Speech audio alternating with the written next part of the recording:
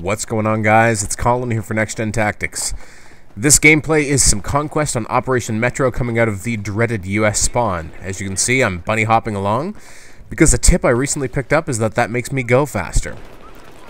Why am I talking about that, you ask? Well, that is because, once again, this week I am not presenting to you an official Battlefield 3 strategy series video.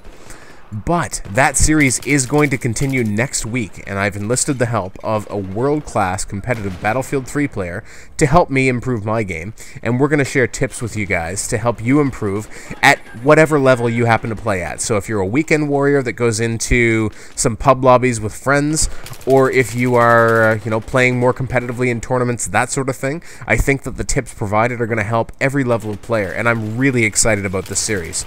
Now, this is something that I'd hoped to get off the ground in Bad Company 2, never materialized, unfortunately, but I definitely have the commitment and the support to make this happen now. So, starting next week, that is the video series I'm going to be bringing you here for BF3, and I've changed my gameplay around substantially in the past week or two. I've gone from having completely fouled up ideas around sensitivity and mouse settings and that sort of thing to running at a much lower sensitivity, and it's helped me out a ton. Now, obviously, this is a work in progress, as I always am when it comes to, my level as a player, but now that I've dropped the sensitivity down, I've found that my accuracy has improved.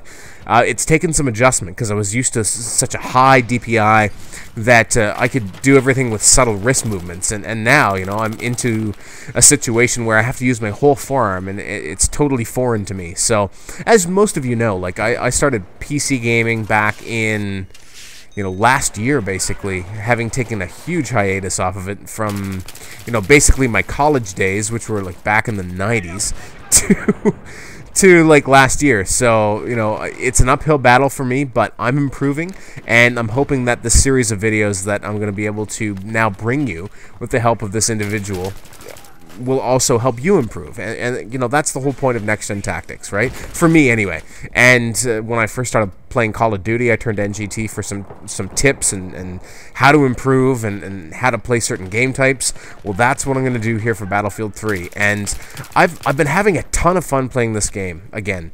I've had my ups and downs with BF3, but right now, knowing that I have so much to improve upon, and now sort of seeing the light at the end of the tunnel of the things that I was doing wrong and things I can do to get better, I've been playing this game a ton more with a lot of enthusiasm. So, not to say it's the only game I'm going to play, but certainly excited about this. So, now I'll talk a little bit more about the gameplay. So the interesting part of the gameplay is probably behind us at this point now that we've managed to push out of our spawn, cap the B flag, and basically push these guys outside. I thought this was a nifty little play in dropping out of the third-story window, managing to not die. I have no idea how I did that. And then, shooting that enemy as he attempted to knife my teammate. I'm completely out of ammo in my primary right now, so I'm trying to just entice this support fellow to give me some ammo, or lady, whatever it happened to be. And I'm going to do some kit switching as I defend this A flag, but, just doing whatever I have to do. And so this is kind of my gameplay as it sits today. This is the starting point, and I'm really hoping that there's going to be some marked improvements. Now, in order to take a few steps forward, I know that there's going to be a few steps taken backwards along the way. Had a conversation with my quote-unquote coach, if you will, and I'm going to reveal his identity next Monday. Some of you may already know who I'm talking about, but maybe not.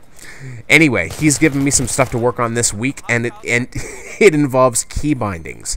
So that is totally going to mess me up. I'm sure that it's going to be very, very interesting, whatever gameplay footage I manage to get this week in order for, for us to discuss and have our first episode. But I really do think that it's going to help all levels of players, and I'm looking forward to it. And I've said that about 3 or 4 or 5 times now. Hipfire for the win. Trying to find a gun that's like nice and comfy, but realized that the M416 that I had is probably the best choice. and there is some M320 spam in this. I do apologize for that, but these guys were kind of sitting back, and, you know, once we had them all capped, they were nade spamming and 320 spamming us, so I decided to return fire, and I make no apologies for it. So, for those of you that have kind of criticized my gameplay, which is absolutely, totally valid, because as I said, I've never claimed to be the best, but I'm always trying to improve. And as I learn things, I try and share them with you. Well, I really think that this series is going to accelerate that.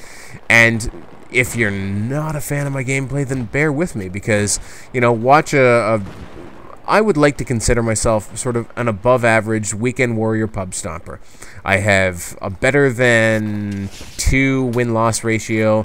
I win 2/3 of my gunfights. You know, my KD is like 1.5, something like that. And statistics are not really that important, but I intend to use them as a benchmark for tracking my improvement. So my accuracy will hopefully get better. My score per minute will hopefully go up. All of those things, my objective score per minute, etc., etc., etc. And so, you know, I think it's going to be great. And I have lots of stuff to work on. My focus this week has been adjusting to the sensitivity changes and working with finding a gun that I'm comfortable with, that I enjoy using. And I've settled sort of on the M16A3. I think that it's a fantastic gun. It's versatile. It excels at all ranges. It's not the best at close quarters, it's not the best at long range, but it's a workhorse and a good all-around weapon, which is something you want to look for, you know, if you have a varied playstyle like myself. If you like to push but occasionally sit back, etc. So the M16 is what I'm rocking on the Assault Kit, and the M4A1 on the Engineer Kit. So there's going to be a lot of gameplay with those weapons. If you're looking for weapon variety, then this series might not provide it, but, you know, within the Assault Kit, I think that my favorite guns in order are the M16A3, the AEK-971, and the L85A2.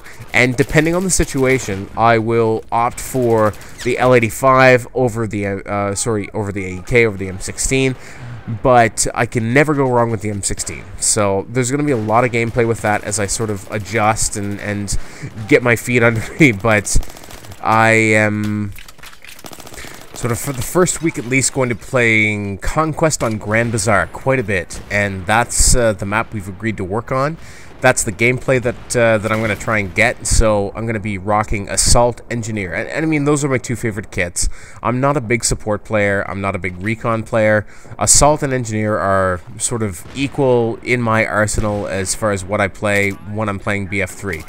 When I'm dealing with infantry, I love being Assault, and on maps with a lot of vehicles, obviously Engineer is a must. So for the purpose of improvement and consistency, it's going to be a lot of Engineer and Assault with the M16 and the M4A1, which are fantastic weapons. They also happen to be the starter weapons for the US faction. Now, you have to get your first service star on any given kit in order to be able to use the opposite faction's weapons. And I think that, you know, if Assault and Engineer suit your playstyle, then that's a worthy investment. You know, put the time in and rank up your Assault kit, or sorry, medic kit, whatever you want to call it, or your Engineer kit, so that you can use the same weapon on both sides. And if you can do that and find a weapon that works for you, then working with that gun, most of the time, you're going to learn the recoil, you're going to get on target faster, you're going to win more gunfights. So, a lot of people sort of think that variety is the spice of life, and it is. It is. Like, I love playing around with a bunch of different weapons in this game, but for the purposes of this exercise of me working with a pro to get better, I'm going to limit my range of weapons that I play with. So, hopefully you guys dig it, and I really am looking forward to this. Hopefully you'll be supportive of the way that I'm going to continue this BF3 series. We're going to talk about, you know, basic gameplay tactics. We're going to talk about maps, everything. We're going to talk about everything. We can do this forever. So that's it for me this week, guys. Cheers. We'll talk soon. Can't wait till next Monday.